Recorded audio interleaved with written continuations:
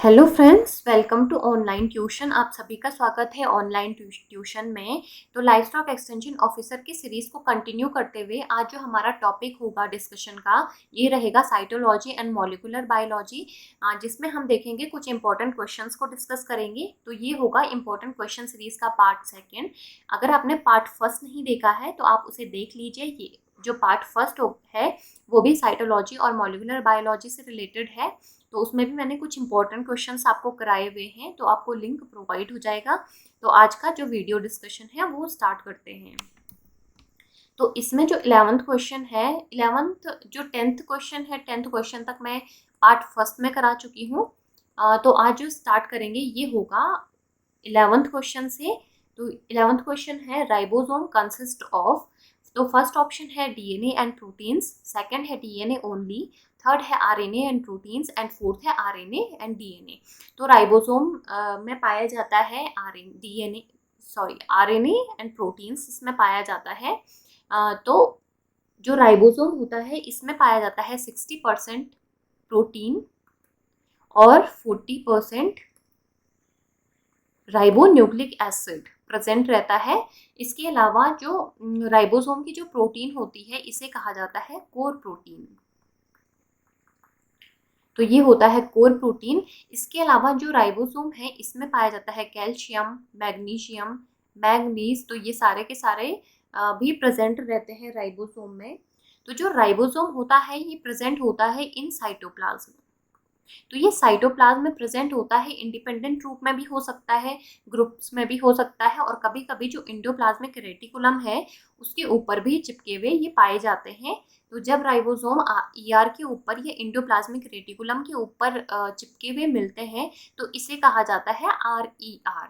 तो ribosomal endoplasmic reticulum कहा जाता है जब राइबोसोम ईआर के ऊपर चिपके हुए पाए जाते हैं।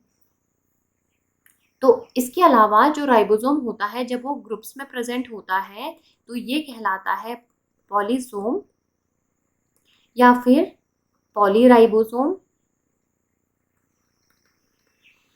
या एर्गोसोम भी इसे कहा जाता है। इसके अलावा जो राइबोसोम है इसका जो डिस्कवरी हुई थी 1955 में पैलेट ने की थी। ठीक है, तो ये राइबोसोम के बारे में कुछ इंपॉर्टेंट पॉइंट्स हो गए हैं, एग्जाम पॉइंट ऑफ व्यू से इंपॉर्टेंट है, तो आप देख लीजिए। तो 12th क्वेश्चन की ओर चलते हैं। 12th क्वेश्चन है सेल मेम्ब्रेन इज। तो जो कोशिका झिल्ली है वो किस प्रकार की होती है? फर्स्ट है परमिएबल, सेकंड है सेमी परमिएबल, थर्ड है इम्परमिएबल और फोर्थ है नन ऑफ द अबव। तो जो सेल मेम्ब्रेन होती है ये होती है सेमी परमिएबल। तो जो सेल मेम्ब्रेन होती है या सेल के बाहर का जो आवरण होता है ये होता है सेमी परमिएबल, या इसे कहा जाता है अर्धपारगम्य झिल्ली। तो 1855 में नागेली और क्रेमर जो साइंटिस्ट थे उन्होंने इसे कहा था कोशिका का बाह्य आवरण कहा था। और जो सेल मेम्ब्रेन है वो क्या करती है, जो सेल को प्रोटेक्शन देती है, सेल का जो रक्षात्मक आवरण होता है वो बनाती है ताकि सेल को हार्म ना हो। इसके अलावा जो पदार्थ हैं उनके बाहर से अंदर और अंदर से बाहर जाने वाले जो पदार्थ होते हैं उनके लिए भी उनको भी कंट्रोल करती है। तो ये फंक्शन हो गए सेल मेम्ब्रेन के जो होता है, इसलिए इसे सेमी परमिएबल या अर्धपारगम्य झिल्ली भी कहा जाता है। अब नेक्स्ट क्वेश्चन 13 क्वेश्चन की ओर चलते हैं। 13 क्वेश्चन है डीएनए डुप्लीकेशन अकर। तो जो डीएनए का द्विगुणन होता है, डुप्लीकेशन होता है, वो किस फेज में होता है? फर्स्ट है G1 फेज, सेकंड है G2 फेज, थर्ड है S फेज एंड फोर्थ है इन ऑल। तो जो डीएनए डुप्लीकेशन होता है it is occur in S phase. तो इसका जो थर्ड ऑप्शन है ये राइट हो जाएगा। जो सेल साइकिल होती है इसमें होती है 4 फेज, जो होती है G1, G2, S phase and M phase. तो ये 4 साइकिल होती हैं। अगर G1 की बात करूं ये इसे कहा जाता है गैप 1 फेज। तो इसमें जो सेल होती है अपने साइज को इंक्रीज करती है। इसके अलावा जो डिफरेंट डिफरेंट प्रोटीन्स होते हैं वो इसी फेज में इनका सिंथेसिस होता है। अब अगर बात करो एस फेज की, तो इस वाले फेज में डीएनए डुप्लीकेशन होता है। इसके अलावा जो G2 फेज है या गैप 2 फेज है, इसकी बात करूं तो इसमें जो सेल होती है वो कंटिन्यू करती है ग्रो करना जब तक कि एम फेज ना आ जाए। तो जब एम फेज आ जाती है, या जिसे कहा जाता है माइटोसिस फेज, तो इसमें सेल डिवीजन अकर होता है। सेल डिवीजन या कोशिका विभाजन एम फेज में होता है। तो ये है 4 साइकिल। तो अगर पूछा जाए, अगर एग्जाम में डीएनए डुप्लीकेशन किस फेज में होता है, तो ये होता है एस फेज में। इसके अलावा अगर ये भी पूछ सकते हैं जो प्रोटीन सिंथेसिस होता है वो किस फेज में होता है, तो ये होता है G1 फेज में, और जो सेल डिवीजन होता है ये होता है एम फेज में। तो ये हो गया डीएनए डुप्लीकेशन, और इसका जो राइट ऑप्शन हो जाएगा ये हो जाएगा option number 3 S phase. 14 question है दी आरएनए एब्सेंट इन। तो जो आरएनए है वो नहीं पाया जाता है। फर्स्ट है प्लाज्मा लेमा, सेकंड है साइटोप्लाज्म, थर्ड है राइबोसोम एंड फोर्थ है न्यूक्लियोलस। तो जो आरएनए होता है वो एब्सेंट होता है इन प्लाज्मा लेमा। तो प्लाज्मा लेमा में आरएनए नहीं पाया जाता है। जो राइबोन्यूक्लिक एसिड होता है वो नहीं पाया जाता है। अब नेक्स्ट क्वेश्चन की ओर चलते हैं। नेक्स्ट क्वेश्चन है 15th question, an organelle shows a highly folded inner wall. Ultrasonic disruption of the organelle yields fragments of which can synthesize ATP. The organelle is, तो वो अंगक या ऑर्गेनल जो हाईली फोल्डेड होता है इनर वॉल में, तो जो उसकी आंतरिक झिल्ली होती है वो काफ़ी ज़्यादा फोल्डेड होती है, और अगर अल्ट्रासोनिक विघटन किया जाए, डिस्रप्शन किया जाए, तो वो फ्रेगमेंट्स में टूट जाता है, और हर एक फ्रेगमेंट क्या करता है, एटीपी का सिंथेसिस करता है। तो क्वेश्चन में ये पूछा गया है कि वो ऑर्गेनल कौन सा है। ठीक, तो फर्स्ट ऑप्शन है माइटोकॉन्ड्रिया, सेकंड है क्लोरोप्लास्ट, थर्ड है राइबोसोम एंड फोर्थ है सेंट्रोसोम। तो जो माइटोकॉन्ड्रिया होता है, ये सब आप सभी लोग जानते होंगे, ये कहलाता है power house of a cell. तो ये एटीपी सिंथेसिस करता है, तो एटीपी एनर्जी के रूप में सिंथेसाइज करता है, तो ये होता है माइटोकॉन्ड्रिया। तो इसकी जो इनर वॉल होती है ये हाईली फोल्डेड होती है। तो जो माइटोकॉन्ड्रिया है इसमें 65 to 70% प्रोटीन प्रेजेंट होता है, 25 to 30% लिपिड्स, डीएनए, आरएनए, तो ये सभी के सभी माइटोकॉन्ड्रिया में प्रेजेंट होते हैं।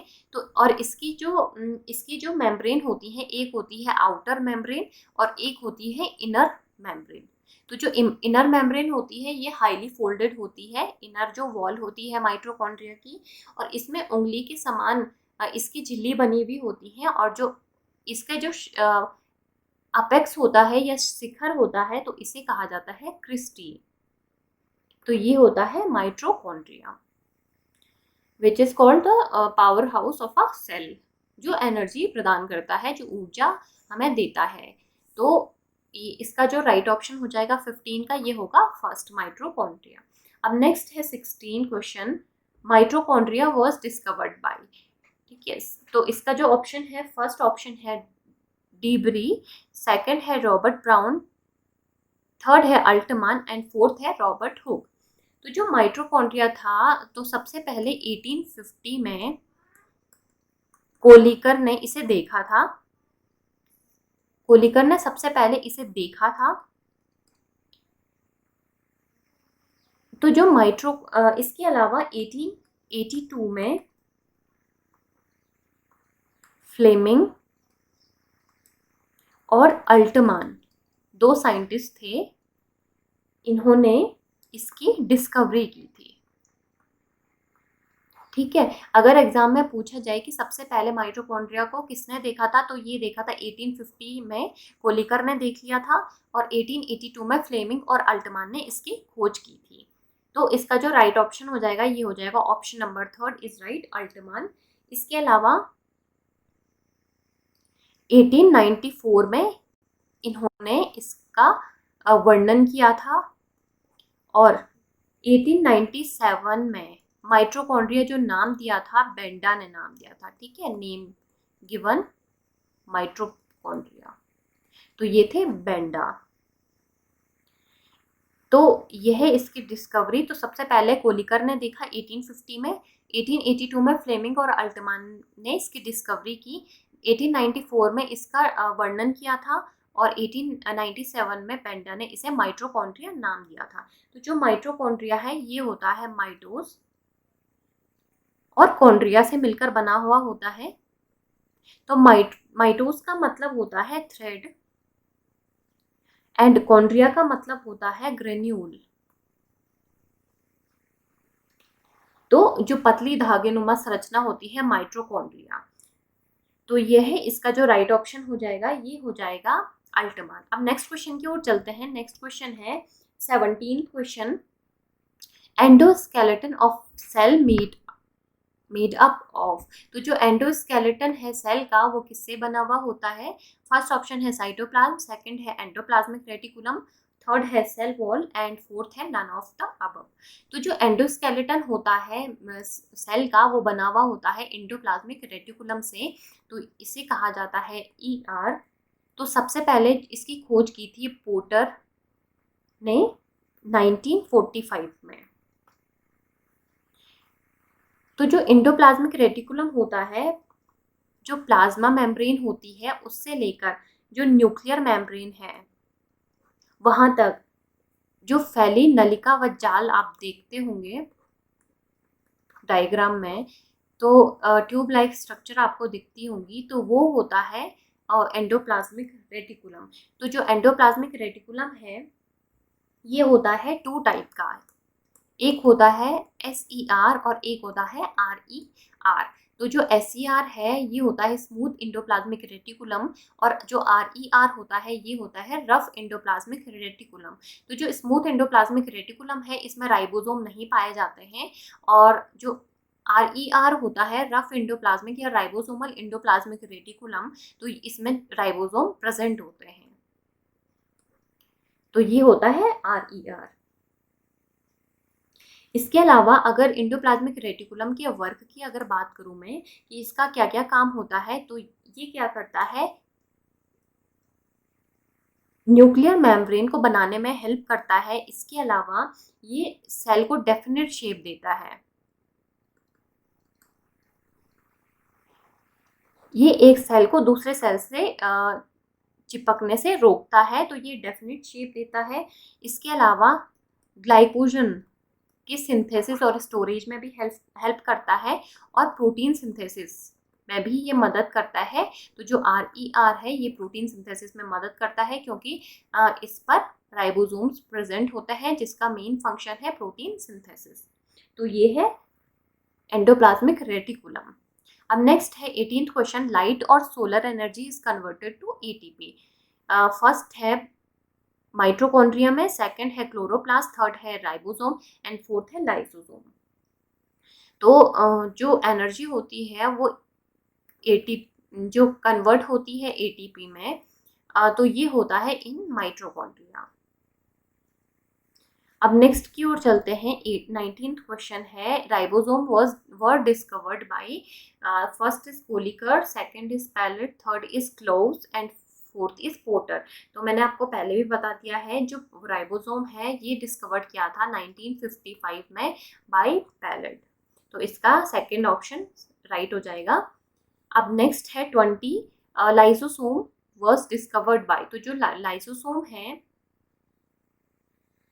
तो ये किसने इसकी खोज की थी? तो फर्स्ट है पैलेट, सेकंड है पोर्टर, थर्ड है डी डुबे और फोर्थ है नन ऑफ दीज। तो जो लाइसोसोम है इसकी खोज की थी डी डुबे ने इन 1955। तो इसका जो राइट ऑप्शन हो जाएगा ये हो जाएगा ऑप्शन नंबर थर्ड। तो जो लाइसोसोम है इनमें पाया जाता है हाइड्रोलिटिक एंजाइम्स, तो इनमें हाइड्रोलिटिक एंजाइम्स पाए जाते हैं जो क्या करते हैं, डाइजेशन में हेल्प करते हैं। इसके अलावा फंक्शन की बात करूँ तो इसका फंक्शन है डाइजेशन, और इसके अलावा ये सेल डिवीजन में भी हेल्प करते हैं। इसके अलावा अगर लाइसोसोम के वर्ड की बात करूं तो ये बना है लाइसो प्लस सोमा से मिलकर, जो होता है लाइसोसोम। लाइसो का मतलब होता है डाइजेस्टिव और सोमा का मतलब होता है बॉडी।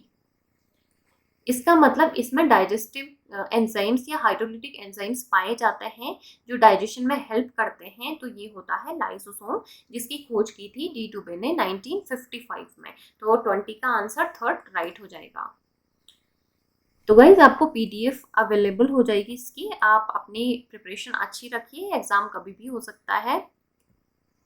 और सब्सक्राइब करना मत भूलिए, और आगे के जितने भी पार्ट हैं वो मैं आपको जल्द से जल्द प्रोवाइड करवा दूंगी।